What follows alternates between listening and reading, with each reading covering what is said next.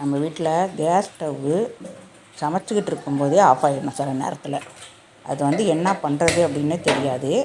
பாதி சாப்பாடு செஞ்சிட்ருப்போம், பாதி சாப்பாட்டில் அப்படியே ஆஃப் ஆகிடும்.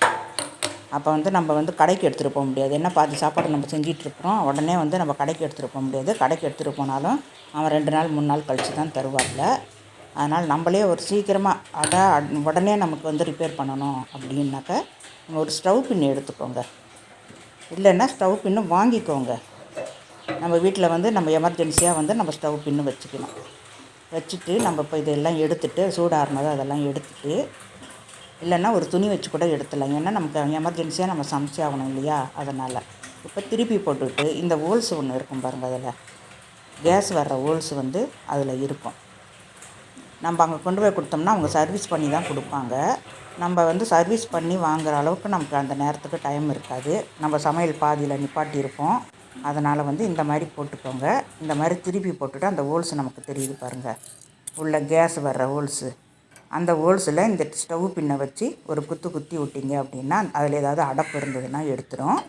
நம்ம வந்து சமைச்சிட்டு நம்ம உடனே வேணும் அப்படின்னு சொல்லி நம்ம கேட்க முடியாது. அவங்க 2-3 நாள் கழித்து தான் தருவாங்க.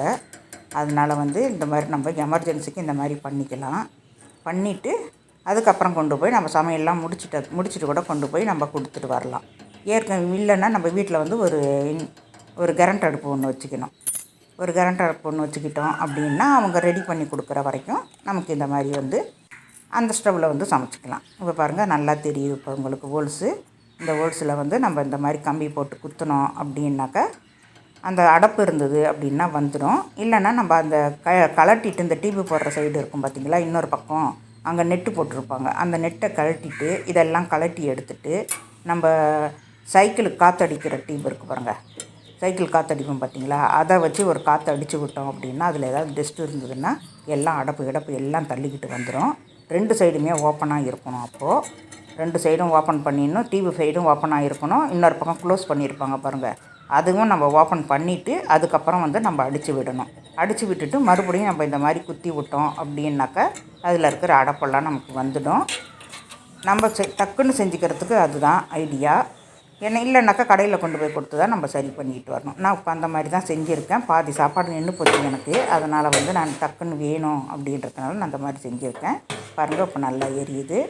ஃபஸ்ட்டு வந்து ஆன் ஆகும், அப்படியே ஆஃப் ஆகும், ஆன் ஆகும், அப்படியே ஆஃப் ஆகும். இந்த மாதிரி இருக்கும். அது மாதிரி நீங்களும் இந்த மாதிரி செஞ்சுருக்கீங்களான்றதை கமெண்ட் பாக்ஸில் சொல்லுங்கள். நம்ம எமர்ஜென்சிக்கு இந்த மாதிரி பின்னு வச்சு நம்ம யூஸ் பண்ணிக்கலாம்.